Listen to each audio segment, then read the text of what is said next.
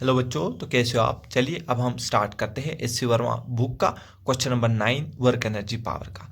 तो सबसे पहले देखिए, हमें मास दिया है 250 ग्राम का एक मास है जो एक इंक्लाइन सरफेस पे रखा है जिसका इंक्लिनेशन एंगल है 37 डिग्री और ये इस पे क्या है, स्लाइड हो रहा है। ठीक है, तो स्लाइड होने के दौरान ये 1 मीटर स्लाइड हो रहा है। तो जैसे जैसे ये नीचे स्लाइड हो रहा होगा तो ऑब्वियसली इसको फ्रिक्शन बचाने की कोशिश कर रही होगी और फ्रिक्शन फोर्स इसको ऊपर की तरफ लग रहा होगा। क्या इतना क्लियर है? हाँ सर। तो अब क्या होगा, ये जैसे जैसे नीचे आएगा फ्रिक्शन इसको ऊपर की तरफ लग रही होगी। तो हमें क्या निकालना है, वर्क डन बाय फ्रिक्शन। तो हमें वर्क डन बाय फ्रिक्शन जो है उसका वैल्यू यहां पर निकालना है। लेकिन हमें यहाँ पर जो है फ्रिक्शन की वैल्यू तो नहीं दी है, तो हम कैसे निकालेंगे फ्रिक्शन का वर्क डन। लेकिन हम क्या करेंगे, हम ग्रेविटी का वर्क डन निकालेंगे। वो किसके बराबर आएगा, फ्रिक्शन। कैसे सर, ध्यान से देखो, क्योंकि उसने लिखा है क्वेश्चन में यूनिफॉर्म स्पीड के साथ नीचे आ रहा है। अगर ये यूनिफॉर्म स्पीड के साथ नीचे आ रहा है दैट मीन्स इसको कोई भी एक्सेलरेशन नहीं है। दैट मीन्स जितना फोर्स पीछे लग रहा होगा उतना ही फोर्स आगे भी लग रहा होगा।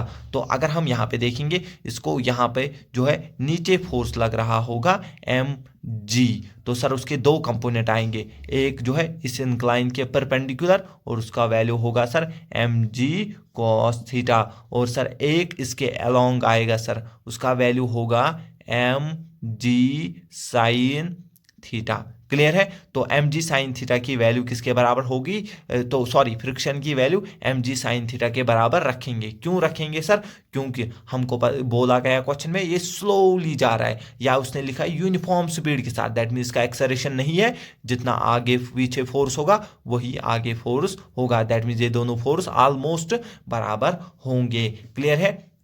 ठीक है सर। तो सर सबसे पहले मास दिया है, सर मास दिया है 250, तो इसको करेंगे सर 250 डिवाइड बाई 1000। तो सर ये आ गया 1/4 kg। क्लियर है सर? साइन 37 की वैल्यू यहाँ पे जरूरत पड़ेगी। तो देखो, जो छोटा एंगल है उसके सामने छोटा साइड, इसके सामने बड़ा साइड और 4, ये ट्रायंगल आपको पता होना चाहिए। यहाँ से अगर हम लिखेंगे साइन 37, तो वो क्या होता है, परपेंडिकुलर अपॉन हाइपोटेन्यूज, यानी कि 3/5। ये आपको यहाँ से क्लियरली पता होना चाहिए। तो बस नीचे क्या लग रहा है, देखो फ्रिक्शन ऊपर लग रहा है तो फ्रिक्शन की वैल्यू, तो अगर हमें क्या लिखना है, वर्क डन बाय फ्रिक्शन। असल में तो ये नेगेटिव होगा, असल में ये होगा minus work done by friction into में होगा सर इसका डिस्प्लेसमेंट। क्लियर है? क्योंकि अब जो है फ्रिक्शन की वैल्यू किसके बराबर हमने रखी, एम जी साइन थीटा के बराबर। और ठीक है, तो अब सिर्फ हमें वैल्यू निकालना है। तो फ्रिक्शन की जगह अब हम लिखेंगे सर एम जी साइन 37, और कितना डिस्प्लेसमेंट हो रहा है सर, 1 मीटर डिस्प्लेस हो रहा है। मास कितना है सर, 1/4 इंटू जी की वैल्यू 10, और साइन 37 हमारे पास 3/5 इंटू में 1, तो ये हो जाएगा 5 1 जा 5 2 जा, तो ये फिर से कैंसिल, 2 1 जा 2 2 जा, तो ऊपर बच गया हमारे पास जो है, ऊपर 3 बच रहा है एंड नीचे हमारे पास 2 बच रहा है। और 3/2 कितना होता है, 1.5 जूल जो है ये इसका आंसर हो जाएगा। लेकिन आपको यहाँ पे ध्यान से देखना है क्योंकि उसने यूनिफॉर्म स्पीड लिखा है। इसका मतलब क्या हुआ, जितना फोर्स ऊपर उतना ही नीचे। जैसे जैसे नीचे आना चाहेगा फ्रिक्शन ऊपर लग रही होगी तो वो किसके बराबर आएगी, एम जी साइन थीटा के बराबर आएगी। आई होप आपको ये सोल्यूशन जो है कंप्लीटली समझ आ गया होगा।